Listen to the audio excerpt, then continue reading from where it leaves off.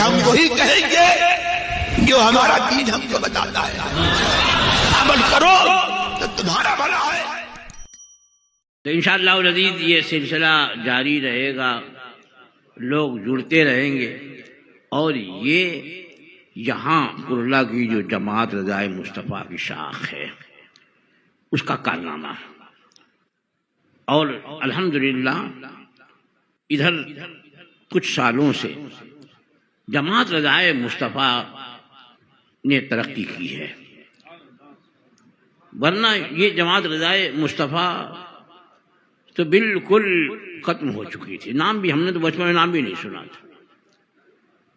یہ اس کی نشاط ثانیہ ہے جو حضور تاج الشریعہ نے فرمائی، اس کی نشاط ثانیہ حضور تاج الشریعہ نے فرمائی، اور انہی کی صدارت ہوئی۔ اس کے بعد ان کے شہزادے اس کے صدر ہوئے، اور پھر جگہ جگہ اجتماعات ہونے لگے۔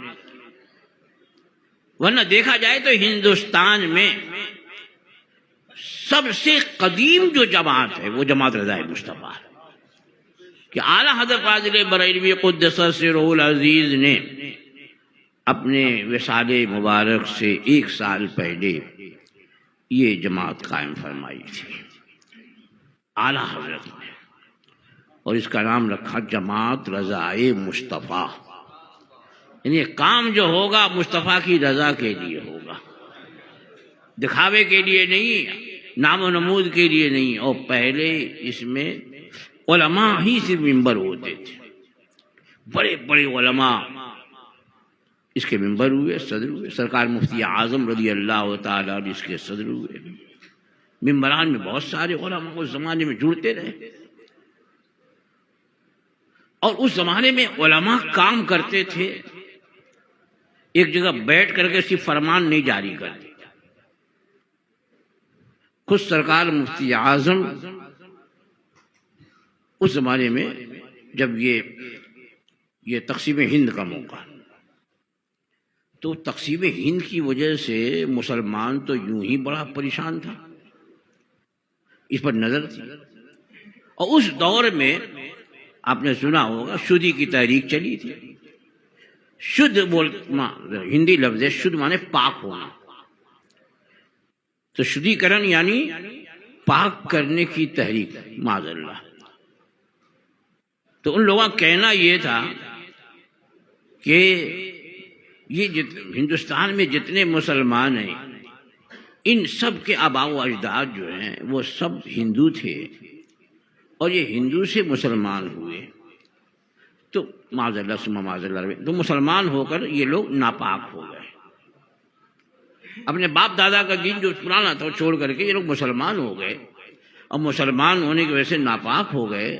اب ان کو دوبارہ ان کی گھر واپسی ہو، یعنی دوبارہ اسی اپنے باپ دادا کے دین کو مانے تو یہ پاک ہوں گے، اس لیے وہ شدھی تحریک چلی تھی۔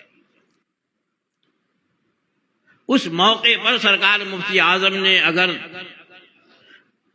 تبلیغ کا بیڑا نہ اٹھایا ہوتا اور علماء کو ساتھ دے کر دیہاتوں کا سفر نہ کیا ہوتا، تو یو پی اور ہریانہ اور مغربی یو پی کے بہت سارے دیہات پورے کے پورے معاذ اللہ غیر مسلم ہو جاتے، کافر ہو جاتے۔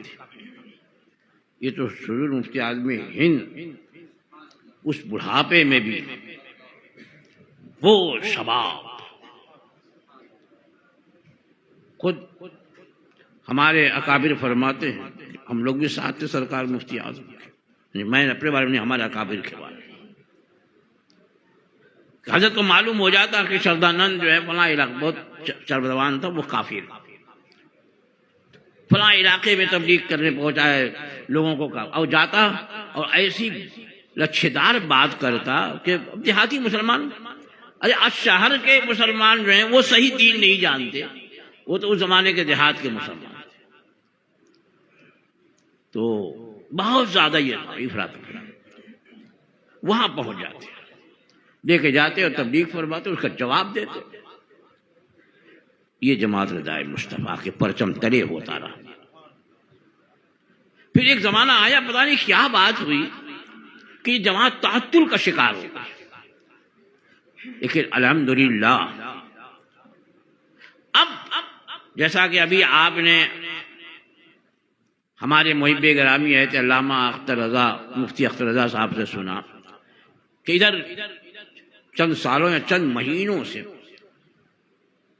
بہت زیادہ ریشہ دوانیاں ہو رہی ہیں سرکار پر، اسلام پر بڑی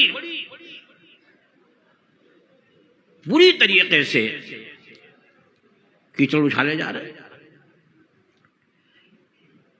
تو انشاءاللہ العزیز جماعت غزائے مصطفیٰ نے جس طرح تقسیم ہند کے بعد مسلمانوں کے ایمان کی عبادت کی اور شردانند کا منہ توڑ جواب دیا اور شدی تحریک نیست و نابود ہو گئی، انہیں بھی پتا نہیں ہوگا، ہم ہی کہیں کہیں ذکر کر دیتے تو شاید لوگوں کو معلوم. انشاءاللہ ان سب لوگوں کا منہ توڑ جواب ہمارے جو علماء تھے اسی جماعت رضا مصطفیٰ کے پرچم تلے. نعرہ تکبیر، نعرہ تکبیر، نعرہ رسالت، حضور مفتی صاحب قبلہ. اور اسی جواب کی سمت یہ پیش قدمی ہے کہ ہم پہلے اپنے نوجوانوں کو اتنا علم دے دیں تاکہ اگر ان کے سامنے کوئی ایسی بات آئے تو وہ خود جواب دے سکے. ایسے اگر چند پروگرام ہو جائے، ایسے چند مقابلے والے انعامی مقابلات کے پروگرام ہو جائیں اور مختلف باتیں نوجوان طلباء میں ہم رائج کریں، اس کے سیکھنے کا ذوق و شوق پیدا کریں گے، انشاءاللہ وہ ہماری ایک ٹیم تیار ہو جائے گی. جماعت رضائے مصطفیٰ کی وہ ٹیم ہوگی جو میدان عمل میں اتر کر ان لوگوں کا صحیح جواب دے سکے گی.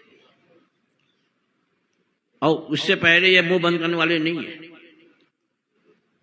جب تک کہ ہم میدان میں نہیں آئیں گے، اور میدان میں آنے کا یہ مطلب نہیں ہے میدان کارزار اور میدان جنگ تلوار لے کے نکلیں تو ہی مقابلہ ہوگا.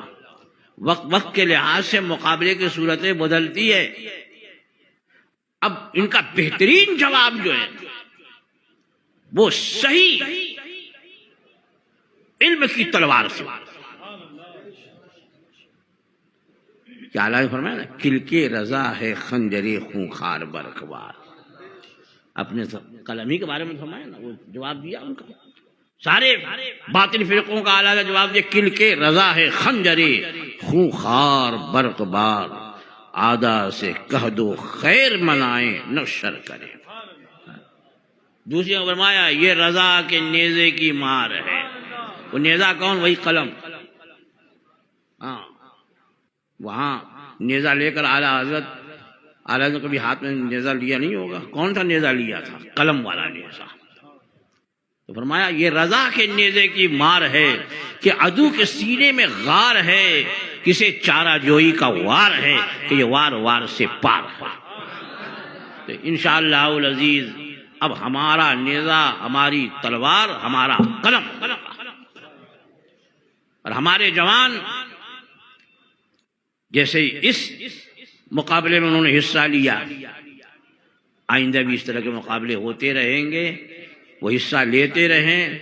یہ حصہ، یہ جو ہمیں یہ منصوبہ بنایا گیا ہے، صرف اور صرف اپنی جماعت غزائے مصطفیٰ کے پرچم تلے ایک ایسی ٹیم تیار ہو جائے جو زبان و قلم کے ذریعے ہر ایک کا جواب دیتی رہے.